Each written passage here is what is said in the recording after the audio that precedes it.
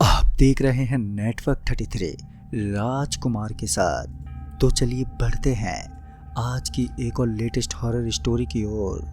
दोस्तों, उस वक्त रात के 1:30 बजे थे और भागलपुर रेलवे स्टेशन के पास की पुरानी सड़क पर सन्नाटा पसरा हुआ था। स्ट्रीट लाइट की पीली रोशनी में धूल के कण नाच रहे थे और दूर कहीं से किसी कुत्ते की भौंकने की आवाज़ मुझे साफ साफ सुनाई दे रही थी। ये वो समय था जब शहर अपनी गहरी नींद में सो रहा होता है, लेकिन कुछ आत्माएं ऐसी भी होती हैं जो कभी आराम ही नहीं करती। उन्हीं में से एक थी सफ़ेद साड़ी वाली औरत। शहर में सालों से ये कहानी फुसफुसाई जाती थी, एक डरावनी रोंगटे खड़े कर देने वाली कहानी जो हर किसी की जुबान पर थी, खासकर उन लोगों की जो रात में इस सड़क से गुजरने की हिम्मत करते थे। कहा जाता था कि रात के 1:30 बजे के आसपास जब रेलवे स्टेशन पर आखिरी ट्रेन गुजर जाती थी और अगली ट्रेन के आने में अभी घंटों बाकी होते थे, तब ये प्रेत आत्मा यहाँ पर प्रकट होती थी। आज रात मैं खुद इस बात का गवाह बनने निकला था। दोस्तों, मेरा नाम अर्जुन है और मैं एक पत्रकार हूँ। मुझे हमेशा से ऐसी रहस्यमय कहानियों में बहुत ही दिलचस्पी रही है और भागलपुर की ये भूतिया कहानी मुझे बरसों से अपनी ओर खींच रही थी। मेरे सहकर्मियों ने मुझे चेतावनी दी थी और मेरे दोस्तों ने मेरा मजाक उड़ाया था, लेकिन मेरे अंदर का पत्रकार मुझे शांत बैठने नहीं दे रहा था। मुझे सच्चाई जाननी थी। फिर मैं अपनी मोटरसाइकिल को सड़क के किनारे खड़ा करके अंधेरे में घुल मिल गया। मेरी नज़रें सड़क पर टिकी थी और कान हवा में तैरती हर छोटी बड़ी आवाज़ पर, और ठंडी हवा मेरे चेहरे से टकरा रही थी और मेरी दिल की धड़कनें बहुत ही तेज़ी से दौड़ रही थी। मैंने सुना था कि वो केवल रेलवे स्टेशन के पास की पुरानी सड़क पर ही दिखती है, वही सड़क जो घनी झाड़ियों और वीरान इमारतों से घिरी हुई थी।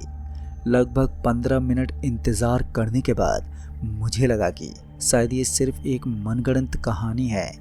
अब मेरा उत्साह थोड़ा कम होने लगा था। तभी मुझे दूर सड़क पर एक धुंधली सी आकृति दिखी। पहले तो मुझे लगा कि ये सिर्फ मेरा वहम है।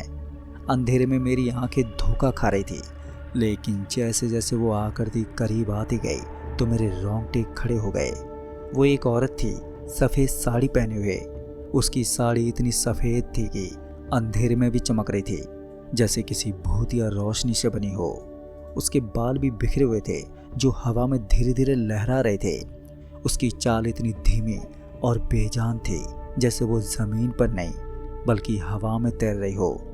उसका चेहरा बहुत ही धुंधला था, लेकिन उसकी आंखें अंधेरे में भी चमक रही थी, जैसे दो जलते हुए अंगारे, जिन्हें देखते मेरी सांसें गले में अटक गई। ये वही थी सफ़ेद साड़ी वाली औरत। मैंने अपनी आंखों पर विश्वास नहीं किया। सालों से जो कहानी मैं सुनता आ रहा था वो आज मेरे सामने थी। मैं अपनी जगह पर जमा रहा, ना हिलने की हिम्मत कर पा रहा था और ना ही आंखें झुकाने की। एक अजीब सा डर और जिज्ञासा का मिश्रण मेरे अंदर उमड़ रहा था। वो धीरे धीरे मेरी ओर बढ़ रही थी, बिना किसी आवाज़ के। उसकी मौजूदगी इतनी ठोस थी कि मुझे लगा कि मैं उसकी ठंडी सांसों को महसूस कर सकता हूँ। फिर मैंने अपनी जेब से अपना कैमरा निकालने की कोशिश की, लेकिन मेरे हाथ पांव कांप रहे थे। मैं उसकी एक तस्वीर लेना चाहता था, एक ऐसा सबूत जिसे मैं लोगों को दिखा सकूं, लेकिन डर ने मुझे बेजान बना दिया था। फिर जैसे वो मेरे करीब आई तो मुझे लगा कि मेरा दिल अब फट जाएगा। उसकी आंखों में एक अजीब सी उदासी और दर्द था, जैसे वो बरसों से किसी चीज़ का इंतज़ार कर रही हो। और फिर एक पल के लिए उसकी नज़रें मुझ पर पड़ी। एक पल ऐसा लगा जैसे वो मेरी आत्मा को भेद गई हो। तभी दूर से मुझे एक धीमी गड़गड़ाती हुई आवाज़ सुनाई दी। ये ट्रेन की आवाज़ थी जो धीरे धीरे स्टेशन की ओर बढ़ रही थी। फिर जैसी ट्रेन की आवाज़ तेज हुई तो सफ़ेद साड़ी वाली औरत की आकृति धुंधली होने लगी। वो हवा में घुलने लगी जैसे कभी वो थी नहीं, और फिर एक पल में वो पूरी तरह से वहाँ से गायब हो गई। पर मैं वहीं पर खड़ा रहा और मेरी सांसें तेज हो रही थी और मेरा शरीर पसीने से भीगा हुआ था। उस ट्रेन की आवाज़ अब साफ सुनाई दे रही थी और उसकी रोशनी भी दूर से दिख रही थी। मैं अपनी जगह से हिला, जैसे किसी गहरे सदमे से मैं बाहर निकला हूँ। फिर मैंने अपने चारों ओर देखा, लेकिन वहाँ पर कुछ भी नहीं था सिवाय अंधेरे और सन्नाटा और मेरे दिमाग में घूमती वो डरावनी छवि के मैं तुरंत ही अपनी मोटरसाइकिल पर बैठा और वहाँ से जितनी तेजी से हो सके मैं निकल गया। पर मेरे दिल की धड़कनें अभी भी सामान्य नहीं हुई थी। घर आकर भी मैं पूरी रात सो नहीं पाया। वो सफ़ेद साड़ी वाली औरत की छवि मेरी आंखों के सामने से हट ही नहीं रही थी। फिर अगले दिन मैंने अपने कुछ बुजुर्ग सहकर्मियों से बात की तो उन्होंने मुझे बताया कि ये कहानी भागलपुर के आंख फोड़वा कांड से जुड़ी हुई है। ये एक ऐसा जघन्य अपराध था जिसने पूरे इलाके को हिला दिया था। वहाँ की पुलिस ने कई विचाराधीन कैदियों की आंखों में तेजाब डालकर उन्हें अंधा कर दिया था। ये एक भयानक घटना थी और कहा जाता था कि कई बेगुनाह लोगों को भी इसका शिकार होना पड़ा था। लोग कहते हैं कि वो सफ़ेद साड़ी वाली औरत उन पीड़ितों में से किसी एक की आत्मा है या शायद किसी ऐसे की जिसने उस कांड में अपने किसी करीबी को खोया था। वो रात में बदला लेने घूमती है और उन लोगों को डराने के लिए जो अंधेरे में ऐसे भयानक काम करने की सोचते हैं। दोस्तों, ये सुनकर तो मेरे रोंगटे एक बार के लिए खड़े हो गए थे। उस कांड की भयानक कहानियाँ मैंने पढ़ी तो थी, लेकिन कभी सोचा नहीं था कि उससे जुड़ी कोई भूतिया कहानी भी हो सकती है। अब ये सुनकर मेरी जिज्ञासा और भी बढ़ गई। मुझे उस औरत के बारे में और भी जानना था, उसकी कहानी और उसके दर्द के बारे में। फिर मैंने भागलपुर की पुरानी फाइलों को खंगालना शुरू कर दिया और उस आंख फोड़वा कांड से जुड़ी हर छोटी बड़ी जानकारी इकट्ठा की। मैंने पुराने अखबारों के आर्टिकल्स पढ़े, पुलिस रिकॉर्ड्स देखे और उन लोगों से बात करने की कोशिश की जो उस समय मौजूद थे। जैसे जैसे मैं गहराई में उतरता गया तो मुझे एक अजीब सा पैटर्न दिखने लगा। कई लोगों ने उन दोनों रात में अजीबोगरीब घटनाओं का जिक्र किया था। कुछ ने सफ़ेद साड़ी वाली औरत को देखने की बात भी कही थी, लेकिन डर के मारे किसी ने कभी खुलकर बात नहीं की थी। अब मेरी खोज मुझे एक पुराने पुलिस अधिकारी तक ले गई जो अब रिटायर हो चुके थे। उनका नाम था श्रीकांत मिश्रा। वो उस समय एक युवा अधिकारी थे। जब आंख फोड़वा कांड हुआ था वो पहले तो बात करने में झिझक रहे थे, लेकिन जब मैंने उन्हें अपनी आंखों देखी कहानी बताई तो वो थोड़ा नरम पड़ गए। तभी श्रीकांत जी ने एक गहरी सांस लेते हुए बोला, उस कांड ने ना सिर्फ उन पीड़ितों को बल्कि पूरे भागलपुर को अंधा कर दिया था। हम सब ने आंखें बंद कर ली थी, ये जानते हुए भी कि क्या हो रहा था। कुछ बेगुनाह लोग भी थे जो उस घटना का शिकार हुए। मुझे आज भी याद है, एक युवती थी और उसका नाम था राधा। श्रीकांत जी ने मुझे राधा की कहानी सुनाई। राधा एक साधारण परिवार की लड़की थी जो रेलवे स्टेशन के पास एक छोटी सी दुकान चलाती थी। वो बहुत ही मिलनसार और जिंदा दिल थी। एक रात जब वो अपनी दुकान बंद करके घर लौट रही थी तो उसे कुछ लोगों ने उठा लिया। उन लोगों का मानना था कि वो एक अपराधी गिरोह से जुड़ी थी, जबकि सच्चाई ये थी कि वो उस वक्त पर एक गलत जगह पर थी। उन लोगों ने उसे बहुत मारा। वो बेगुनाह थी और उसकी चीखें आज भी मेरे कानों में गूंजती है।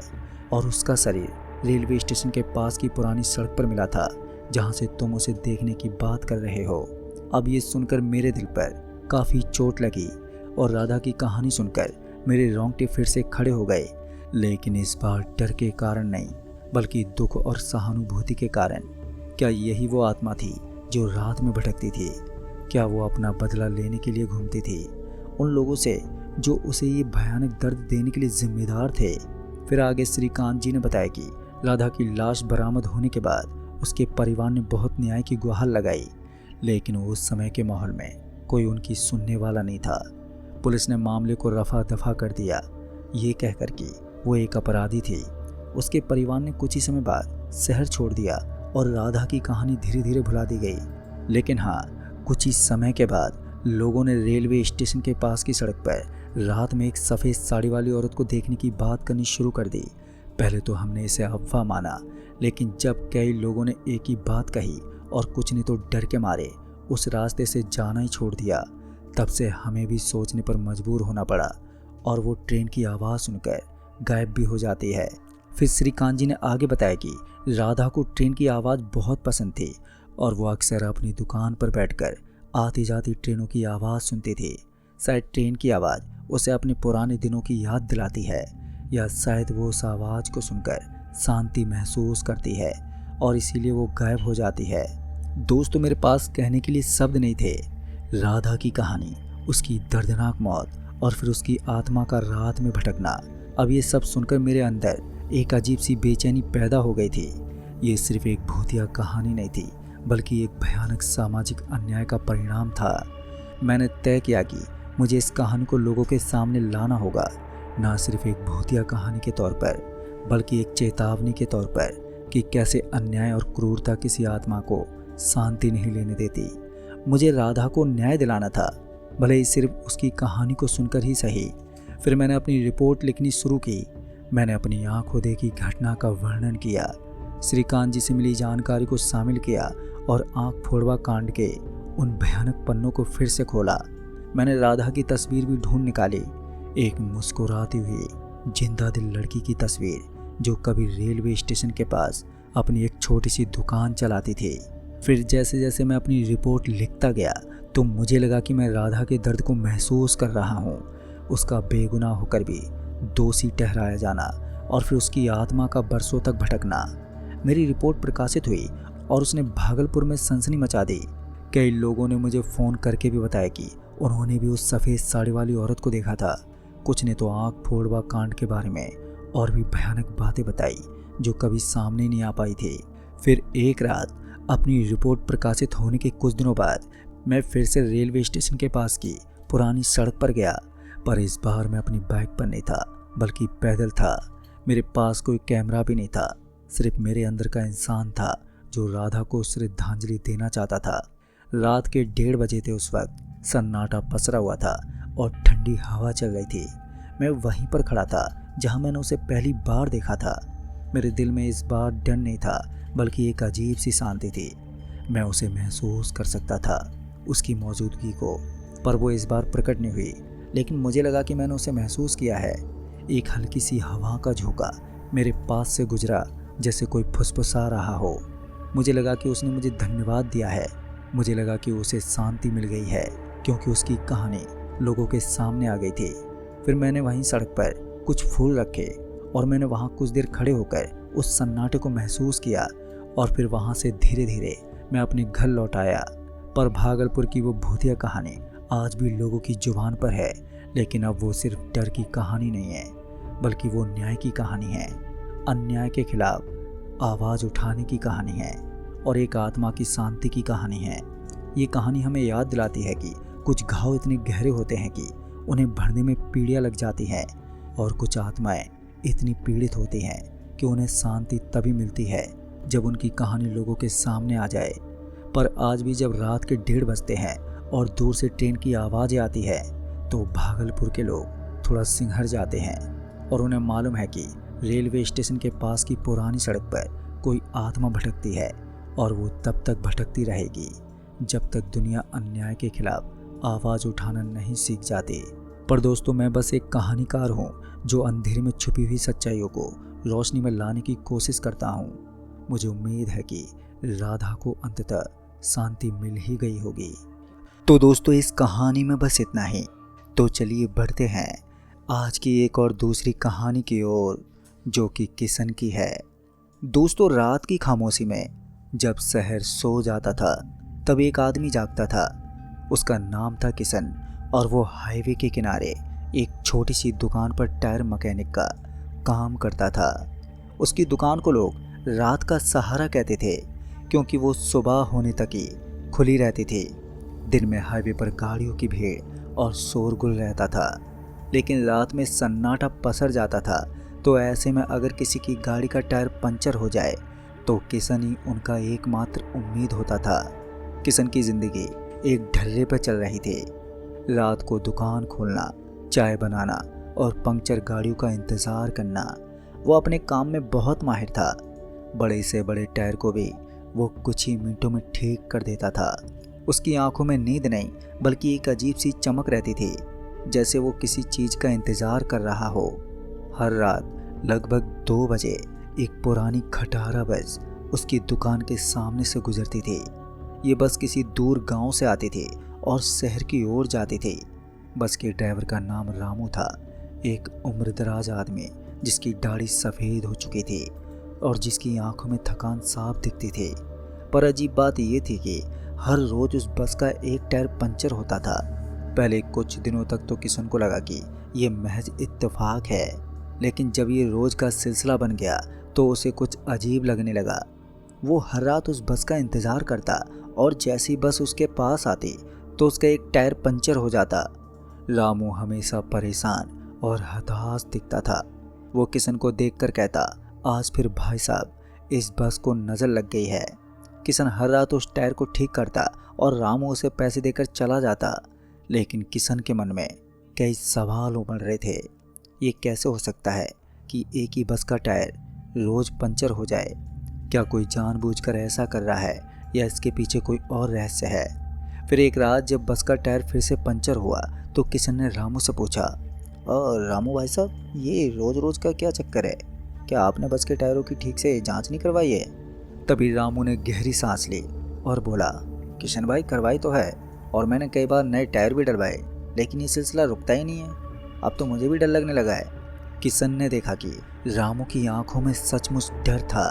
तभी उसने सोचा कि अब उसे इस रहस्य की तह तक जाना ही होगा। फिर उसने रामू से कहा, एक काम करते हैं रामू भाई, आज रात मैं तुम्हारे साथ बस में चलता हूँ और देखते हैं टायर पंचर कैसे होता है। रामू पहले तो हिचकिचाया, लेकिन फिर वो बाद में मान गया। उसे भी किसी सहारे की ज़रूरत थी। फिर अगली रात किशन अपनी दुकान बंद करके बस में बैठ गया। बस हमेशा की तरह 2 बजे निकली। रात का सन्नाटा और भी गहरा हो गया था। बस की पुरानी लाइटें सड़क पर एक धुंधली रोशनी डाल रही थी। तभी किशन ने ध्यान से सब कुछ देखा और उसने टायरों पर नज़र रखी और सड़क पर कोई नुकीली चीज़ ढूंढी, लेकिन उसे कुछ भी नहीं मिला। बस भी धीरे धीरे आगे बढ़ रही थी। किशन ने देखा कि बस में ज़्यादा लोग नहीं थे। कुछ लोग आगे की सीटों पर सो रहे थे और कुछ पीछे की सीटों पर बैठे हुए थे। उनकी आंखें नींद में भारी थी। तो किशन को लगा कि शायद ये बस किसी खास जगह पर जाने के लिए ही होती होगी। पर जैसी बस किशन की दुकान से कुछ दूर आगे निकली तो उसे एक अजीब सी ठंडक महसूस हुई। बस के अंदर का तापमान अचानक गिर गया था। किशन ने देखा कि बस के यात्रियों के चेहरे पर एक अजीब सी उदासी छा गई थी, जैसे भी किसी दुखद याद में खो गए हों। और फिर वही हुआ, एक तेज आवाज़ के साथ बस का टायर फिर से पंचर हो गया। तभी रामू ने बस रोकी और हताश होकर स्टीयरिंग पर हाथ पटका और उसी हताश मन से बोला, यार फिर से, मुझे मालूम था। रामू की ये बात सुनते ही किशन बस से नीचे उतरा और उसने टायर को देखा तो इस बार भी टायर में कोई नुकीली चीज़ नहीं फंसी थी। टायर बस फट गया था, जैसे कोई अदृश्य शक्ति उसे अंदर से फाड़ रही हो। तभी किशन ने रामू से बोला, रामू भाई मुझे तो कुछ गड़बड़ लग रही है, ये कोई साधारण पंचर नहीं है। तभी रामू ने डरते हुए कहा, तो फिर क्या है किशन भाई, क्या कोई भूत वूत का चक्कर है क्या? तभी किशन ने मुस्कुराने की कोशिश की, लेकिन उसके मन में भी डर बैठ गया था। तभी किशन ने धीमी आवाज़ में बोला, देखो रामू भाई अभी तो कुछ नहीं कह सकते, मुझे कुछ और जांच करनी होगी कि आखिर मामला क्या है। तभी किशन ने टायर बदला और बस फिर से चल पड़ी। लेकिन इस घटना ने किशन के मन में और भी सवाल पैदा कर दिए। पर उसने अगले कुछ दिन तक बस पर नज़र रखने का फैसला किया। वो अपनी दुकान पर बैठा रहता और जब बस का टायर पंचर होता तो वो उसे बदल देता। लेकिन उसकी आंखों में एक अलग तरह की उत्सुकता होती। एक रात जब बस का टायर फिर से पंचर हुआ तो किशन ने रामू से पूछा, और रामू भाई इस बस में कोई खास बात है क्या, कोई पुरानी कहानी? तभी रामू ने डरे हुए अंदाज में बोला, कहानी? हाँ कहानी तो है किशन भाई, लेकिन मैं उसे बताना नहीं चाहता। तभी किशन ने पूछा, पर रामू भाई क्यों? हो सकता है शायद वही समस्या की जड़ हो। तभी रामू ने इधर उधर देखा जैसे कोई उसे सुन रहा हो। फिर उसने अपनी आवाज़ धीमी करके बोला, कई साल पहले इसी रास्ते पर एक भयानक हादसा हुआ था। इस बस में कुछ बच्चे थे जो एक स्कूल ट्रिप पर जा रहे थे। बस का ब्रेक फेल हो गया था और वो एक गहरी खाई में गिर गई थी और उस बस में कोई भी नहीं बचा था। ये सुनते ही किशन एकदम से चौंक गया और एकदम से चौंकते हुए बोला, क्या ये वही बस है? इस पर रामू ने अपना सिर हिलाया और सिर हिलाते हुए बोला, हाँ ये वही बस है। लोगों ने कहा कि ये श्रापित है, लेकिन मुझे इसकी ज़रूरत थी, इसलिए मैंने इसे खरीद लिया। मैंने सोचा कि शायद इसे ठीक करके मैं इसकी बुरी किस्मत को बदल सकूंगा। ये सुनते ही किशन के रोंगटे खड़े हो गए। अब उसे समझ में आ रहा था कि आखिर क्यों हर रात टायर पंचर हो जाता है। ये सिर्फ एक पंचर नहीं था, बल्कि उन बच्चों की आत्माओं का संदेश था जो न्याय की तलाश में थी। लेकिन इसका टायरों से क्या लेना देना था, ये बात किशन को समझ में नहीं आई। तभी किशन ने पूछा, पर यार इसका टायर पंचर होने से क्या मतलब है? तभी रामू ने बोला, किशन भाई ये तो मुझे नहीं मालूम। कहते हैं उस हादसे में बस का अगला दायां टायर ही पहले फटा था और हर रात वही टायर पंचर होता है। किशन ने भी अपनी आंखों में एक नई चमक महसूस की। उसे अब इस समस्या को पूरी तरह से उजागर करना था। तभी किशन ने रामू से बोला, रामू भाई हमें इस हादसे की जगह पर जाना होगा, शायद वहाँ हमें कोई सुराग मिल जाए। अब ये सुनते ही रामू डर गया और बोला, नहीं किशन भाई, मैं उस जगह पर कभी वापस नहीं जाना चाहता। तभी किशन ने उसे समझाते हुए बोला, लेकिन यार हमें वहाँ पर जाना होगा, मुझे लगता है कि वही जगह हमें इस समस्या का हल बताएगी। फिर अगली रात किशन और रामू बस के पंक्चर होने का इंतजार किए बिना उस जगह की ओर चल पड़े जहाँ पर हादसा हुआ था। रात का घना अंधेरा और भी ज़्यादा डरावना लग रहा था। हवा में एक अजीब सी ठंडक थी और पेड़ों की सरसराहट किसी फुसफुसाहट जैसी लग रही थी। जैसे वे उस जगह के करीब पहुंचे तो किशन को एक अजीब सी बेचैनी महसूस हुई। उसे लगा जैसे कोई अदृश्य शक्ति उसे खींच रही है। रामू के चेहरे पर भी डर साफ दिख रहा था। वे खाई के पास पहुंचे जहां पर वो बस गिरी थी। वो जगह अब झाड़ियों और पत्थरों से ढकी हुई थी, लेकिन उसकी भयावहता आज भी महसूस की जा सकती थी। तभी किशन ने अपनी टॉर्च जलाई और अपने आसपास देखा तो उसे कुछ अजीब चीजें दिखाई दी। कुछ पुराने खिलौने, उन सभी बच्चों के कपड़ों के टुकड़े और कुछ ऐसी चीजें जो हादसे के बाद वहीं पर रह गई थी। तभी किशन ने ध्यान से देखा तो उसे एक छोटे से बक्से में कुछ तस्वीरें मिली। वो तस्वीरें उन बच्चों की थी जो हादसे में मारे गए थे। उनकी मासूम मुस्कान किशन के दिल को छू गई थी। फिर अचानक ही किशन को एक आवाज़ सुनाई दी। वो आवाज़ बच्चों के रोने जैसी थी। वो आवाज़ इतनी साफ थी कि किशन को लगा कि वो मरे हुए बच्चे उसके आसपास ही हैं। जिसे सुनते ही रामू डर से कांपने लगा। लेकिन किशन ने हिम्मत बटोरी और वो उस आवाज़ की दिशा में बढ़ा। उसे एक छोटी सी गुफा दिखी जो झाड़ियों से ढकी हुई थी। तभी उसने अंदर झांका तो वो चौंक गया। उस गुफा के अंदर एक पुराना कागज मिला। उस कागज पर कुछ लिखा हुआ था और जब उसने वो कागज पढ़ा तो उसमें बस ड्राइवर के बारे में लिखा हुआ था जो कि उस हादसे में मारा गया था। उस ड्राइवर ने उसमें लिखा था कि उसे बस के ब्रेकों में कुछ गड़बड़ महसूस हो रही थी, लेकिन उसने इसकी अनदेखी की थी। उसे डर था कि अगर उसने अधिकारियों को बताया तो उसकी नौकरी चली जाएगी। उसने ये भी लिखा था कि उसे नशे की लत थी और हादसे के दिन भी वो नशे में था। अब ये पढ़ते ही किशन के हाथ कांपने लगे, क्योंकि ये सिर्फ एक हादसा नहीं था बल्कि ये जानबूझकर की गई गलती थी। ड्राइवर की लापरवाही ने उन मासूम बच्चों की जान ले ली थी। फिर अचानक ही गुफा के अंदर से एक तेज हवा का झोंका आया और उसे एक धीमी आवाज़ सुनाई पड़ी। वो आवाज़ उसे साफ साफ सुनाई दे रही थी। वो आवाज़ कह रही थी कि उन्हें न्याय चाहिए। तभी किशन को समझ में आ गया कि उन बच्चों की आत्माएं शांत नहीं हुई है क्योंकि उन्हें न्याय नहीं मिला है।